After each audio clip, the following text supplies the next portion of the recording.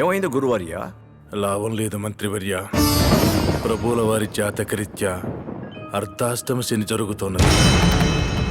ప్రతి గడియ మృత్యు సంకేతాన్ని సూచిస్తోంది. రానున్నది కార్తీక పౌర్ణమి. పౌర్ణమి గడియలు వెళ్లే వరకు యుద్ధ సన్నాహాలు కాదు కదా. ప్రభువుల వారు అంతఃపురం దాటి వెళ్ళకపోవడమే వారికి మంచిది.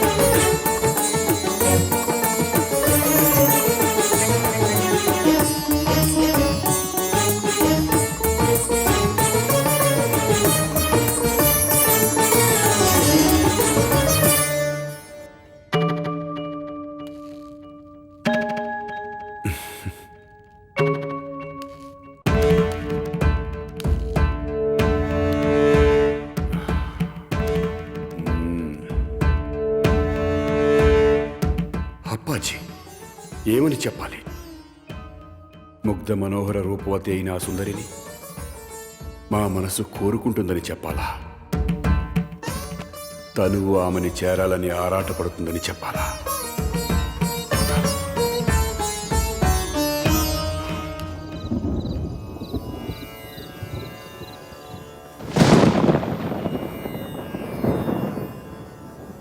దేదీప్యమానంగా వెలుగుతున్న విజయనగర సామ్రాజ్యంపై అంధకారము అలుముకోబోతున్నది అప్పాజీ. ఏమిటి మీరంటున్నది? ప్రభువుల వారి జాతక చక్రంలో వైకుంఠపాడి గోచరిస్తోంది మహామంత్రి. ఇది జరగబోయే అనర్థానికి సూచన. జయము జయము మహామంత్రి. రాయలవారు కార్యార్థమై వెళ్తున్నట్టుగా తెలియజేయమని ఆజ్ఞ. ఈ సమయంలో రాయలు బయటికి వెళ్ళటమా?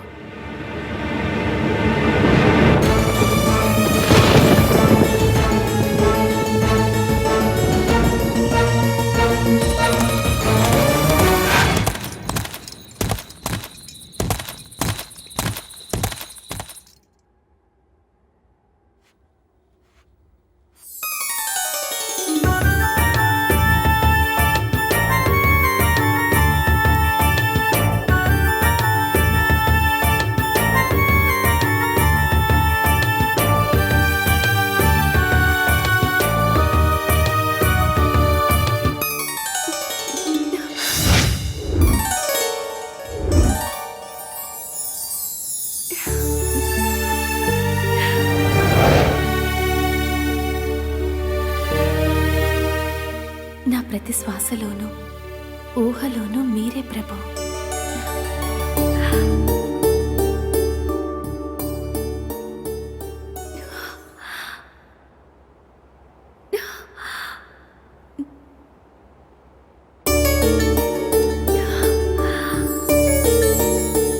మీరెలా?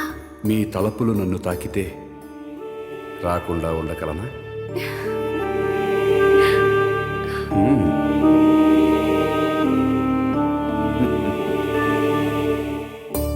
మీరు నాట్యకారిణే అనుకున్నా, చిత్రకారిణివి కూడాను. నా హృదయంలో ఉన్న మీ రూపం ప్రభు. స్వచ్ఛమైన మీ ప్రేమ బందీని చేస్తే మీ వాత్సల్యం సర్వం సహచక్రవర్తి అయిన ఈ రాయల్ని దాసానుదాసుణ్ణి చేసింది. దాసిని నేనే ప్రభు. విజయనగర సామ్రాజ్యానికే కాదు, ఈ సునంద హృదయ సామ్రాజ్యానికి కూడా మీరే ప్రభువులు. సునంద,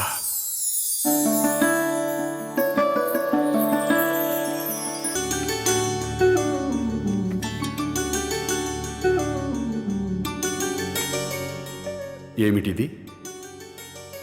మన ప్రేమకు గుర్తుగా నేను పదిలపరుచుకున్న జ్ఞాపకాలకు ఆనవాలిది.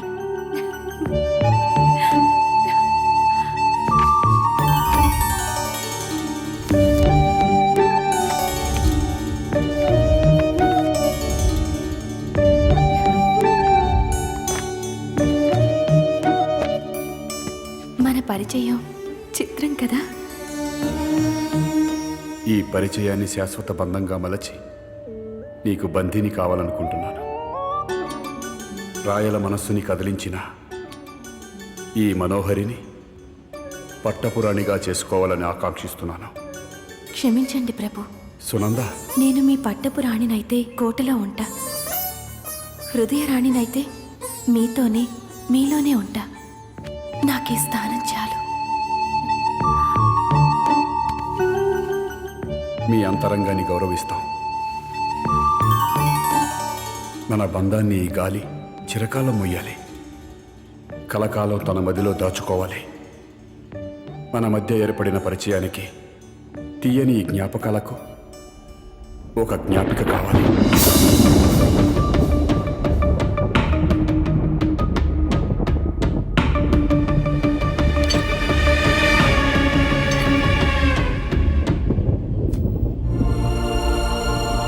మన ప్రేమకి చిహ్నంగా ఒక మందిరాన్ని నిర్మించాలనుకుంటున్నాం. ఆ ప్రదేశాన్ని ఇది సూచిస్తుంది.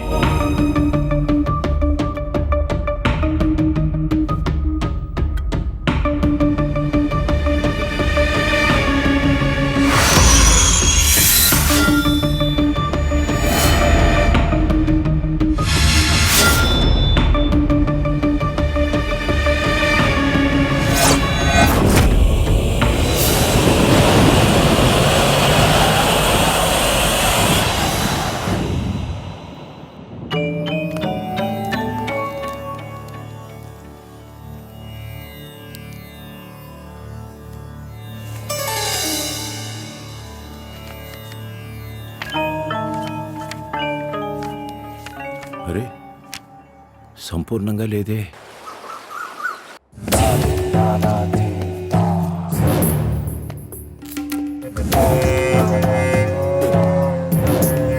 చేత్తో పేక మరో చేత్తో కోక పట్టుకునే దొరబాబు గారు నీ పేక పట్టుకున్నాడా?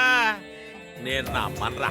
తన్నులు తిన్న వాళ్ళని ఎదురుగా పెట్టుకుని నమ్మనంటే ఎలాగన్నయ్యా? సిగ్గులేదురా మాట అంటానికి.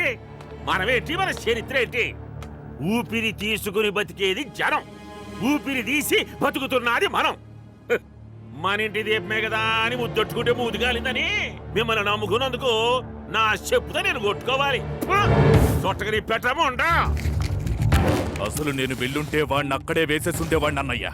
మరి ఎందుకు లేదన్నయ్యా? కారణాలు వద్దురా, మనకు ఆ స్థలం కావాలి. సీతా మహాలక్ష్మి సిమెంట్ ఫ్యాక్టరీ అనే బోర్డు చూడాలి. దాని గడ్డొచ్చిన వాళ్ళ నెత్తురు కళ్ళు చూడాలి. రేయ్, ఆ దొరబాబు గండి బాలు పిలిపించు. అలాగేనయ్యా. మువ్వలని కళ్ళ కత్తుకున్నా కాళ్ళకే కడతాం. వాటి స్థానం అక్కడే. ఈ సునంద స్థానం కూడా అంతే.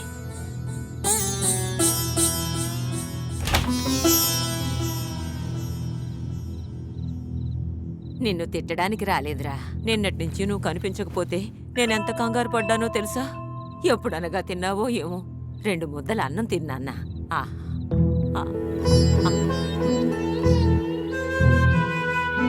ఏమిట్రా ఇది వెర్రి నాగన్నా? నువ్వు అభిమానించే నన్ను ఆ పెద్ద ఆయన అవమానించాడని బాధపడుతున్నావా? నా కళ్ళ ముందే చెడు తిరుగుళ్ళు తిరుగుతూ ఉంటే ఈ ముసలి ప్రాణం ఎన్నిసార్లు విలువెల్లాడిందో తెలుసా?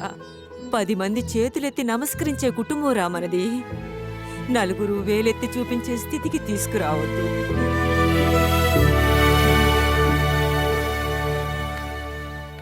ఏంటలుడు ముసలి మళ్ళీ వాయించేస్తుందా? నీ లుక్లో మీనింగ్ నాకు అర్థమైంది. అందుకే 2 రోజులు గ్యాప్ కవర్ అయ్యేలాగా ఒకరు కాదు, ఇద్దరు కాదు, 4 జమాజెట్టి లాంటి మనుషుల్ని సెటప్ చేశా. సెటప్ పనినా? కళాకారులరా. కళాకారులా? కళలన్నా కళాకారులన్నా మాకు ఇష్టం. అందుకు మేము సిద్ధమే. అయితే ఇక యుద్ధమే. యుద్ధమా? ఆ, కళాకారులతోనా? అదే కళాయుద్ధం రా, కళాయుద్ధం. కళాయుద్ధం.